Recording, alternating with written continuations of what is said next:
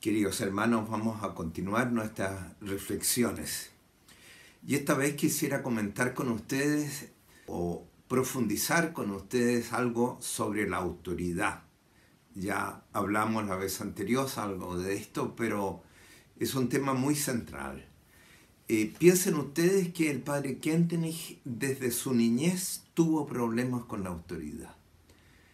O sea, todos conocemos la historia, su relación con su padre, y después, estando en la comunidad de los padres palotinos como seminaristas, cuando quieren que no siga en la comunidad porque había contradicho o dejado callado de alguna manera a un profesor con unas explicaciones respecto a una temática determinada.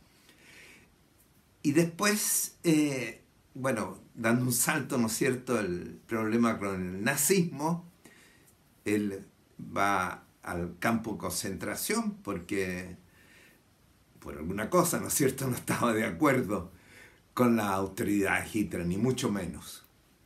Era alguien opuesto al régimen dictatorial.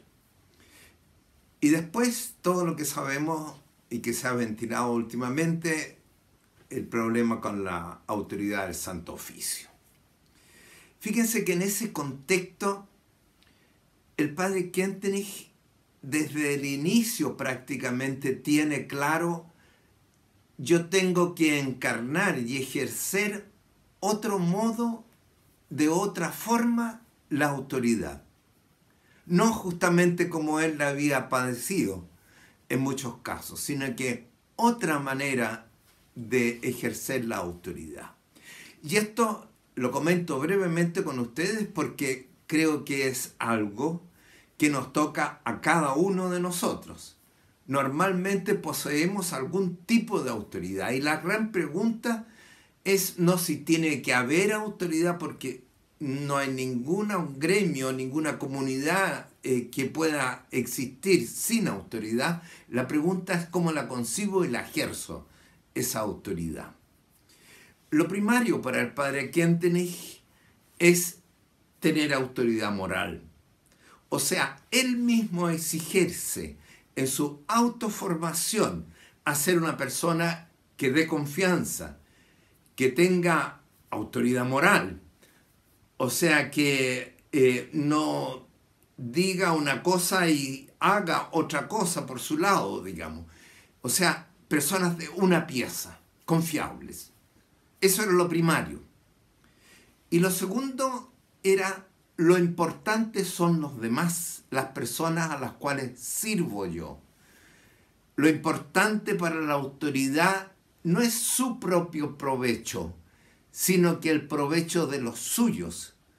Y en este sentido, el padre Kentenich es radical, como lo presenta además el Señor. No he venido a ser servido, sino que a servir. Así lo conocimos nosotros, así lo conocieron sus hijos. Él estaba ahí para servir. Más todavía, con una actitud profunda de respeto por los suyos. Porque ellos eran los que merecían toda la atención y la entrega, la ayuda que les podía brindar la autoridad. Fíjense que acá el padre Kentenich fue súper consecuente. O sea, nosotros, decía él, tenemos que sernos dispensables. Que la comunidad pueda funcionar de alguna manera sin que estemos nosotros ahí vigilando si cumplen o no las órdenes que yo doy. No, no es esa su actitud. Una actitud de profundo respeto y de servicio por los suyos. ¿En qué conciencia? Que a través de ellos también Dios les habla. Nosotros sabemos de más, ¿no es cierto?, que el padre Kentenich siempre se guió por la fe práctica en la divina providencia, que se le manifestaba en las circunstancias y en primer lugar para la autoridad a través de esas personas que tenía a su cargo, para los cuales era autoridad. leyendo, como decía el padre, el querer de Dios en el alma de los suyos. Piensen en esa plática que dio él cuando cumplió 25 años de sacerdocio. Esa fue la práctica del padre Kentenich. Y algo más. Él siempre quiso que los suyos tuvieran total franqueza con él, que no se inhibieran ante su presencia o lo que sea, que dijeran lo que pensaban derechamente en la cara.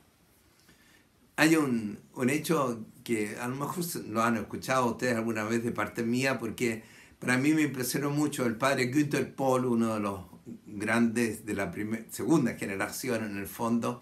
Le dijo al padre una vez: mire, yo a veces me siento un poco cohibido porque pienso otra cosa distinta a lo que usted está diciendo, etcétera, etcétera. Y el padre le dice: mire, así son las personas con las cuales yo quiero y puedo trabajar.